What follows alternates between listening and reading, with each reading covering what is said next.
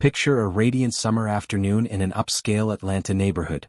James Harrison, a former police officer with 20 years of service, is finally living his lifelong dream. After years of pinching pennies and pulling overtime shifts, he's bought his dream home. A stunning two-story house with a crystal-clear pool shimmering under the Georgia sun. But that fleeting moment of peace is about to shatter. As James reclines on his lounge chair, eyes closed, savoring the cool breeze, the sudden wail of police sirens rips through the stillness. Two patrol cars screech to a halt in front of his house, tires squealing against the pavement. Officers, hands hovering over their holsters, approach his fence. "Sir, we've received a report of a suspicious individual trespassing in this pool area," one of them announces. James bolts upright, a familiar knot twisting in his gut. He knows exactly who's behind this. Through the corner of his eye, he catches a glimpse of his neighbor Linda Grayson, peeking from behind her curtains, a smug grin plastered across her face. This isn't the first time she's pulled a stunt like this, but little does Linda know, it's about to be her last. Let me take you back to where it all began. Hello there. You're listening to an exciting story on the Soul Deep Stories YouTube channel. Don't forget to subscribe and like this video. Even more amazing, I have a special message for you. If you leave a comment sharing the name of your country and your current time zone, that means fate has brought us together every day. Now let's dive in and enjoy this fascinating story together. 2 months earlier, James proudly moved into his new home. After 20 years of protecting and serving, he turned a dream his parents could only imagine into reality, owning a house in one of Atlanta's most prestigious neighborhoods. The previous owners had kept the property pristine, especially the backyard pool, the very feature that stole James's heart from day one. He was arranging his patio furniture when he first noticed her. Linda Grayson stood at her second-floor window next door, phone pressed to her ear, staring at him with piercing intensity. James waved politely, but she ducked behind her curtains in a flash. The next day, while he was at the hardware store, his security camera pinged. There she was, striding through his unlocked back gate like she owned the place, decked out in a designer swimsuit and clutching a luxurious beach towel. She casually tossed her things onto his pool chair and dipped her feet into the water. When James returned and confronted her, Linda's response was unforgettable. "Oh," she exclaimed, feigning surprise with a hand to her chest. "I thought you were the new pool maintenance guy." Linda's lips curled into a patronizing smirk, the kind that set James's nerves ablaze. Yet, his years on the force had forged an ironclad restraint. "Ma'am, I'm not the help, I'm the homeowner," he said, his tone clipped but courteous. "I'd appreciate it if you'd respect my property and ask before coming in." Linda's face contorted, disbelief flashing in her eyes. "You? The owner?" she stammered, letting out a shaky laugh. "There's got to be some mix-up. I know the realtor, and she never said anything about—" Her hand waved vaguely toward him, the unspoken prejudice hanging thick in the air. "No mix-up, Mrs. Grayson," James cut in, his voice unwavering. "This is my house. You're trespassing. Please leave." Inside, he counted silently to 10 as she scooped up her towel and swimsuit. Her muttered, "We'll see about that," trailing behind her like a venomous promise. What followed was a descent from petty irritation to outright audacity. One Saturday morning, James jolted awake to the sound of laughter and water splashing. Peering out his window, he froze. Linda had turned his backyard into her personal playground, for friends in tow, lounging by his pool like it was a public resort. "You need to get out now," he declared, stepping onto the patio, his voice carrying the weight of authority. "This is private property." Linda flicked her wrist dismissively. "Oh, don't make a fuss, James. We're just enjoying ourselves. This pool's practically begging for use." Her friends squirmed, their designer swimsuits suddenly feeling out of place. "Linda said it was fine," one murmured, hastily grabbing her bag. James held his ground, his de-escalation training kicking in. "Mrs. Grayson, this is your last warning. Next time I'm calling the cops." She smirked as she sauntered off, the last to leave. "Go right ahead. My husband golfs with Captain Richards, I've got friends at the station." That afternoon, James took action. He'd learned one golden rule in his years as a cop: evidence is everything. He installed security cameras around the property, their lenses poised to catch every move. Within days they paid off. Linda was filmed rattling his gate, snooping around his windows, even fiddling with a key she must have swiped from the old owners. But the breaking point came when he pulled into his driveway after a grocery run, only to find 8 women sprawled across his backyard. Linda's book club had taken over, wine glasses clinking, their laughter echoing off the pool's surface. This time he didn't hesitate. He dialed the precinct. Officers Davis and Martinez rolled up, old colleagues from his beat. "James, been a while," Davis said with a grin, then clocked the scene. "Oh, one of those calls." Linda's demeanor flipped like a switch. Tears welled up as she clutched her chest. "Officers, thank goodness you're here. This man's harassing us. The previous owners always let us use the pool, and now he's being absurd." Officer Martinez cut her off, his voice firm. "Mr. Harrison was one of the finest on the force. If he says you're trespassing, you're trespassing. Leave now or we'll make this official." The women scrambled to gather their things, heels clicking against the patio as they fled. Linda lingered, her face flushing crimson with shame. She leaned in close, her voice a venomous whisper. "This isn't over, James. You don't fit here and I'll make sure everyone sees it." With that she stormed off, leaving a chill in her wake. What started as petty provocation soon spiraled into something sinister. Overnight, vague posts cropped up on the neighborhood Facebook group, whispers of odd behavior tied to James's address. His morning paper vanished from the porch, replaced by silence and suspicion. Anonymous grievances piled up at the HOA, claiming his pristine lawn was an eyesore, though the grass couldn't have been greener. But James wasn't fazed. He'd spent 15 years as a cop, honing a knack for turning the tables with proof. His cameras became his silent allies, catching Linda in the act, snatching his newspaper at dawn, snapping photos of his house in the dead of night, even scattering weed killer over his cherished rose bushes under moonlight's cover. At the next HOA meeting, Linda seized her moment. "I'm worried about our property values," she declared, her eyes flicking toward James with a sly jab. "Certain newcomers are scaring off my buyers." James rose, phone in hand, his calm unshaken. "Funny you mention that, Mrs. Grayson. Care to explain this video of you poisoning my garden last Tuesday at 11:47 p.m.? The room went still as death as he pressed play, the footage sharp and undeniable. Linda paled, then scrambled. "I was investigating damage in the area. Someone's been at it." "Right," James replied, ice in his tone, "and now we all know who." That night he found his pool awash with bubbles, dish soap dumped in, a petty sabotage that would take days to undo. Staring at the frothy mess, a spark ignited in his mind. If Linda was obsessed with his pool, why not let her have it, on his terms? He recalled an old case his partner once mentioned, a harmless pool dye, safe as water, that bloomed into color when it hit the chemicals in fancy sunscreens and makeup. It lingered on skin for days, a temporary mark of shame. For the first time in this ordeal, a slow grin crept across James's face. Bullies didn't need a fistfight, just a clever, lawful lesson they'd never forget. James set to work with the precision of a seasoned investigator. The dye he ordered was flawless, safe enough for professional pool maintenance crews to use for leak detection, with a brilliant twist. It only reacted to specific chemicals in high-end sunscreens and cosmetics, the exact kind Linda and her crew slathered on before their illicit dips. He tested it first in a small bucket, using a tube of Linda's preferred sunscreen brand he'd found abandoned on his pool chairs. The outcome was flawless, a vivid, unmistakable green that clung for at least a week.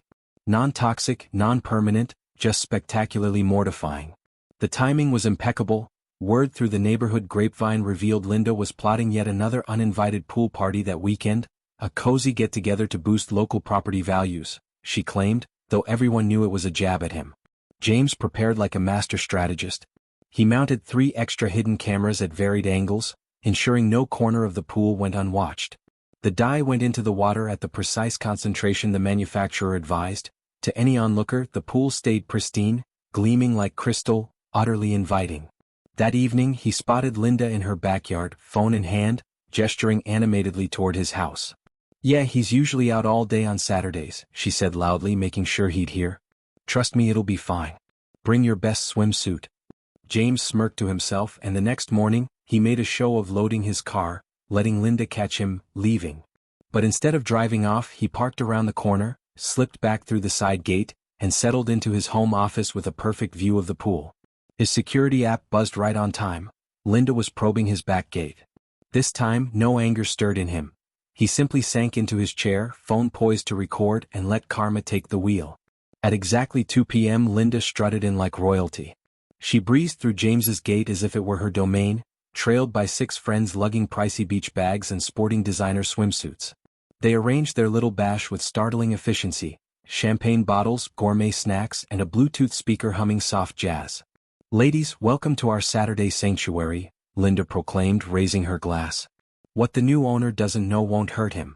Her friends tittered, a bit uneasy, but the sweltering Atlanta afternoon and the lure of an exclusive pool party soon melted their reservations.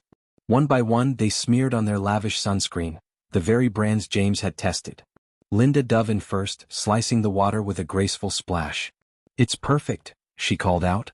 Her friends followed suit, and soon they were all swimming, oblivious to the chemical reaction quietly brewing. It began with Susan, Linda's friend, breaking the spell. "Linda, is your skin looking off?"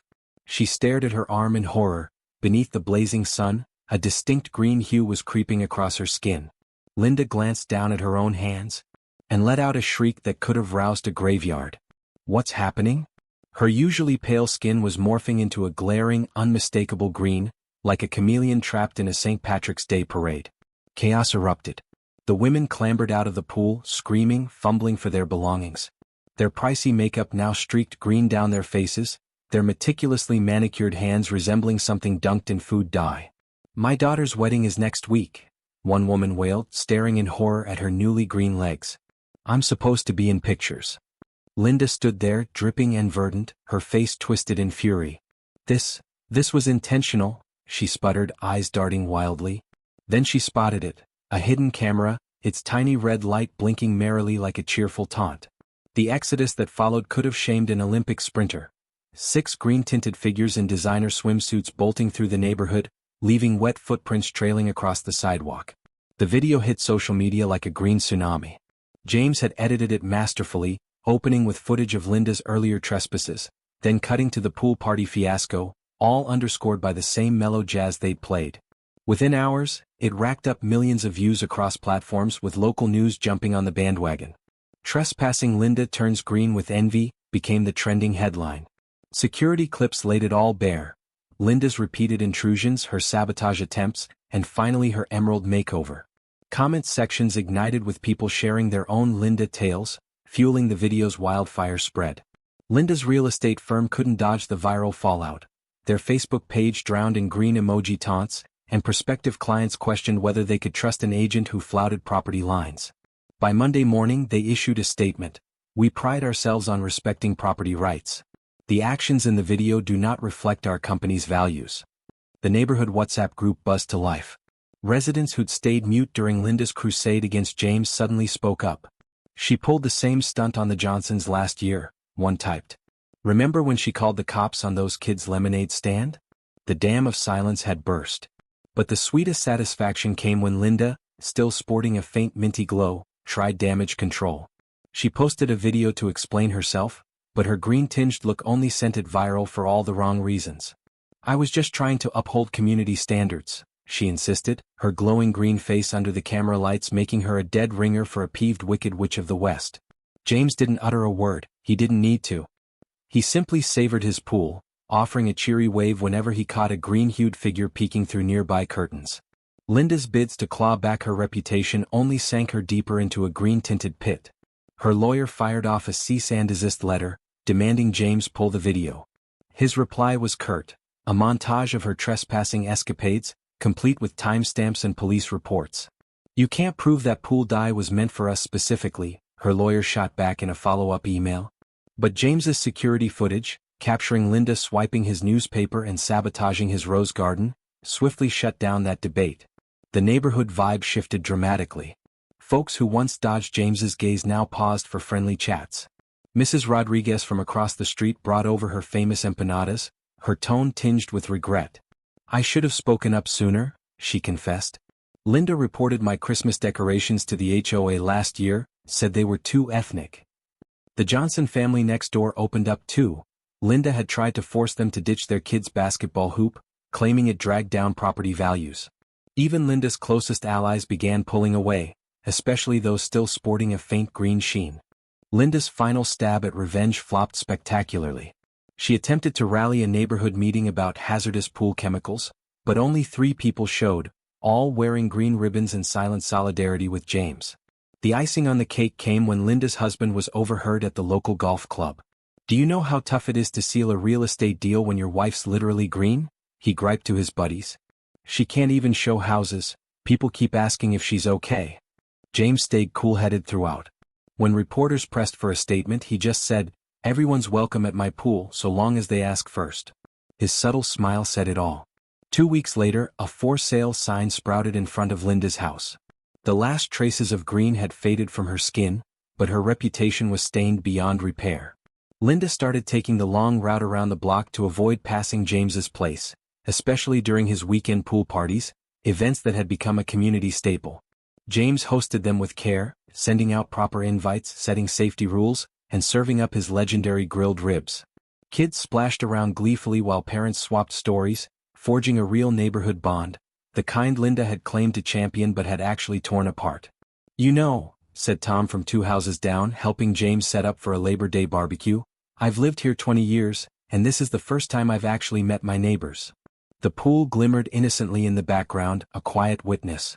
The Rodriguez kids turned it into a game, tiptoeing past Linda's house in swim gear, stage whispering, "Don't tell Linda." Even their parents couldn't stifle their chuckles. Real estate agents showing Linda's house had to reassure wary buyers. "The pool incident won't impact your property," they'd insist. The green dye was entirely temporary. Linda made one last appearance at an HOA meeting before moving out, armed with a speech about the neighborhood's decline. But as she stood, someone in the back began humming, "It's not easy being green." The room burst into barely contained laughter, and Linda fled, her face flushed a vivid red that clashed spectacularly with her fading green undertones.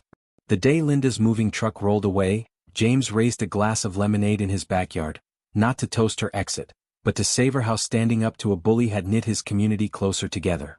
A year later, James's pool remained the neighborhood's heartbeat. The new family in Linda's old house, an interracial couple with twin daughters, slotted in perfectly. The girls joined the swim team, and James often coached them on weekends. Now and then visitors would ask about the small framed photo by his pool gate, a group sprinting through the neighborhood, their skin an unmistakable green. James would just smile, "That's a reminder that karma knows how to make waves."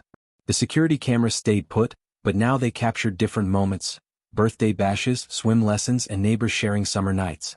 HOA meetings grew shorter, friendlier, and oddly free of property value gripes. Last week, James got an intriguing email. A local news station had tracked Linda down in another state, stirring trouble again, this time over someone else's tennis court. He chuckled, marked it red, and stepped outside to enjoy his pool. Floating peacefully in the crystal-clear water, James mused on how the best revenge sometimes isn't about settling scores, it's about showing others how to stand tall.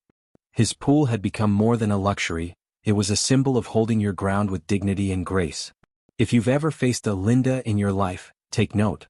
The finest way to handle entitlement might just be letting karma take its course. Just make sure you've got solid cameras, and maybe some pool dye stashed away. Drop a comment if you think Linda got exactly what she had coming, and share your own tale of facing down arrogance. Don't forget to hit like and subscribe for more stories of sweet, satisfying karma.